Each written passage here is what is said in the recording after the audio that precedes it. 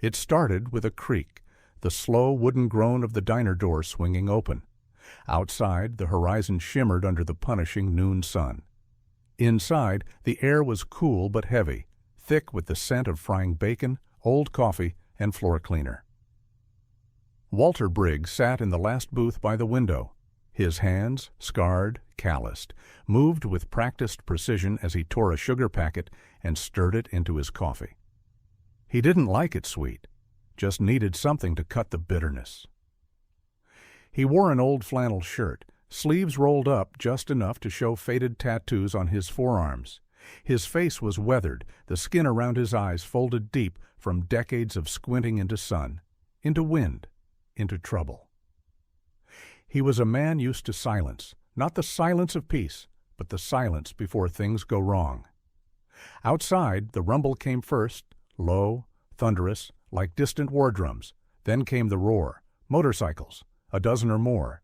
Dust swirled in the parking lot as chrome flashed and leather creaked. The steel fangs had arrived. Locals shifted uncomfortably in their seats. One old couple stood up and left, quietly slipping out the back door. A waitress near the counter flinched as the gang's laughter pierced the glass walls.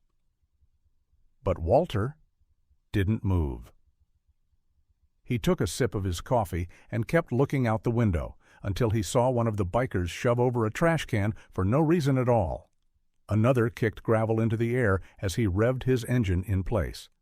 And the biggest of them all, a brute they called Big T, climbed off his bike and strutted toward the door like he owned the sky. The bell above the diner door jangled. Big T ducked his head as he came in, bald, veins like cables in his neck, tattoos that screamed pain and a chain wrapped lazily around one forearm. He stomped in, boots thudding on tile, and barked a laugh. "Smells like Grandma's closet in here?" The gang poured in behind him, rowdy, laughing, loud. They didn't come for the food, they came for the show. The youngest worker there, a 16-year-old busboy named Eli, was just trying to collect plates from an empty table when Big T shoulder-checked him hard, sending him stumbling. Eli dropped a tray. Plates shattered. Big T didn't even look back. Walter's cup stopped halfway to his mouth.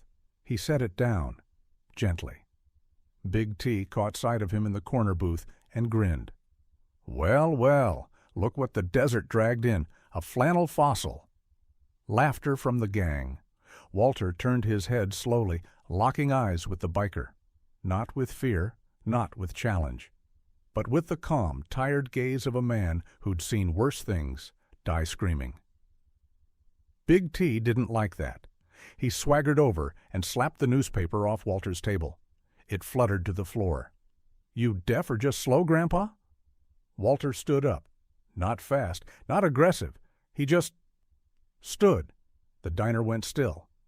"I think," Walter said quietly, "you should go outside." Big T laughed in his face. "Or what?" Walter didn't answer. He just walked past him, out the door. Big T followed, throwing his arms up to his gang. "Hey, Fossil wants to dance." Outside. The sun glared down. Heat rippled off the blacktop. The motorcycles glinted like steel predators, lined up like a row of teeth.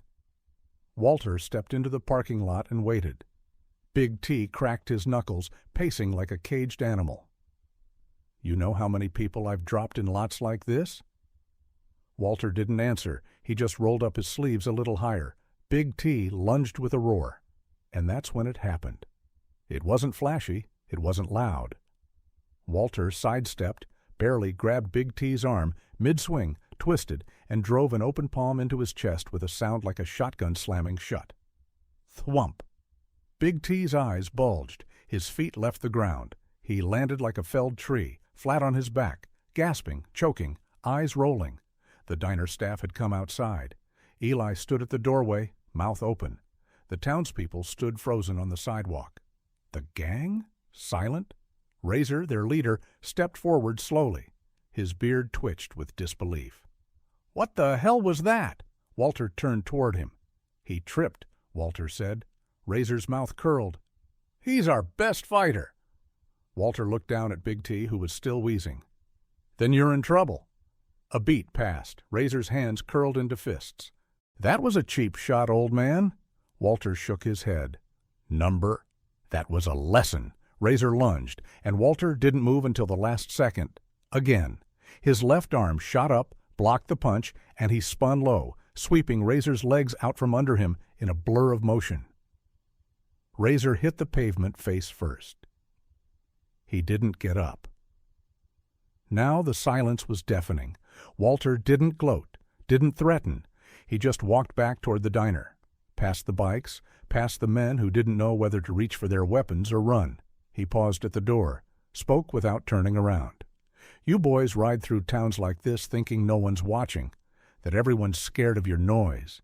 He looked over his shoulder. "But some of us, we've heard worse noise, and we're not scared of it anymore." Inside the diner, Eli stood like a statue, holding the door open. Walter nodded at him. "Thank you, sir," the boy stammered.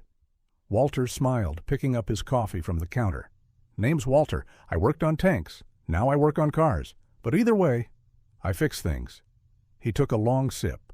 "Sometimes even people." The gang left, one by one. Quiet, heads low, their engines didn't roar this time. They whined. Later that night, Eli sat on his porch looking at the stars. His mom sat beside him. "You okay, honey?" "Yeah," he said. I think I saw a real-life hero today." From down the road, the distant creak of a flannel shirt and bootsteps on gravel echoed in the cooling night. Some legends ride in on thunder, others walk in with coffee, and leave silence behind them.